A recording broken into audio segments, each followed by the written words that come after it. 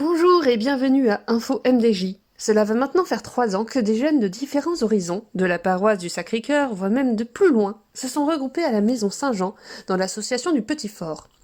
Aujourd'hui, en tant que jeunes chrétiens actifs, ils se sont intéressés à des points soulevés par l'encyclique du pape François, Laudato Si, et ils ont réfléchi à comment la mettre en pratique à travers 3 questions. La première, que puis-je faire à mon échelle pour préserver l'environnement? La deuxième, comment élargir mes actions dans mon quartier ou dans ma ville pour que cela touche un nombre de personnes plus important? Et enfin, comment sensibiliser les gens qui nous entourent à cette question environnementale? Tout de suite, nous allons les retrouver sur le terrain à la Maison Saint-Jean. Bonjour à tous, aujourd'hui nous sommes à la Maison des Jeunes pour voir ce reportage sur ce groupe. Allons voir tout de suite ce qu'ils font. Alors, bonjour. Salut! Qu'est-ce que vous êtes en train de faire? Eh bien, nous sommes en train de réaliser un composteur, un double composteur en fait. Et pourquoi?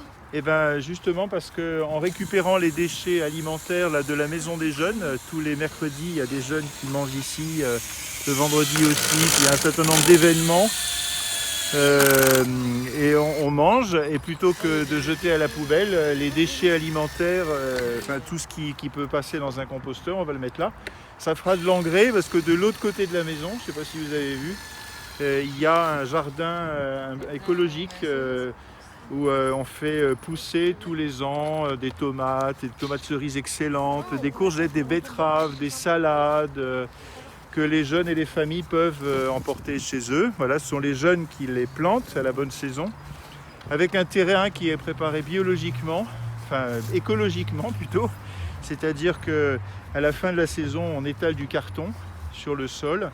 Par-dessus, on met des végétaux, des feuilles d'arbres qui tombent à l'automne. Et voilà, pendant tout ce temps-là, les vers de terre sortent pour aller chercher de la nourriture. Ils mangent les cartons, ils mangent toutes les feuilles, et ce qui fait qu'on a une terre excellente avec un engrais tout à fait naturel. D'accord, du coup, ce compost est un projet écologique. Exactement, c'est exactement ça. Voilà. C'est très simple, c'est fait à partir que de bois. Il y a quelques vis, c'est les seuls éléments qui dans cette construction ne sont pas biodégradables, comme on dit, mais voilà, tout le reste c'est que du matériel de récupération. Ce sont des palettes. Et puis on a retourné la terre avant de mettre le composteur pour donner envie aux vers de terre de sortir le bout de leur petite tête là, et de venir manger tout ce qu'il y a là. Voilà. Alors nous sommes avec un groupe sur les bords de Loire qui est parti chercher des masques, voilà, et nous allons donc les interroger à ce sujet. Donc comment avance la recherche de masques? Eh bien, écoutez, pour l'instant nous en avons attrapé 2. Donc nous continuons là, par exemple, regardez, il y a une canette. Jeanne, si tu peux aller chercher la canette s'il te plaît. Donc voilà, en théorie on attrape, on essaie de ramasser le plus de masse possible, mais on ne peut pas passer à côté d'une canette comme ça sans la ramasser. Voilà.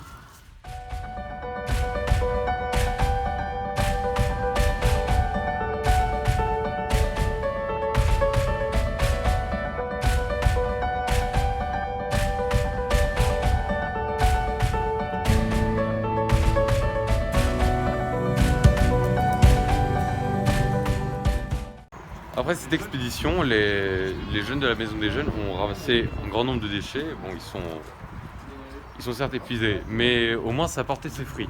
Dites-nous Timothée, combien avez-vous ramassé de masques aujourd'hui? On a ramassé une quinzaine de masques. Oh, plus que ça. Il y en a 10 plus 18. Ah, bah Ah. c'est... Ah oui, donc 30 masques. Oui. Les gens font pas attention à leurs affaires. Surtout qu'il y a plein de trucs. Enfin, ça montre que les gens font pas attention à ce qu'ils jettent. Et donc on a fait une bonne récolte. Et en combien de temps? En une demi-heure environ. Ça fait quand même beaucoup. Et dis-moi Félix, et tu fais quoi là présentement? On fait une affiche pour présenter les résultats.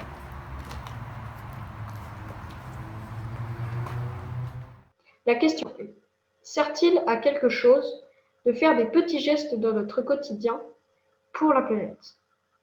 Certains vous diront que ce n'est qu'une perte de temps, que le seul moyen de sauver la planète est un grand changement. Cela est peut-être vrai. Mais n'est-ce pas à nous de montrer l'exemple? Et n'est-ce pas la minorité qui fait bouger les foules?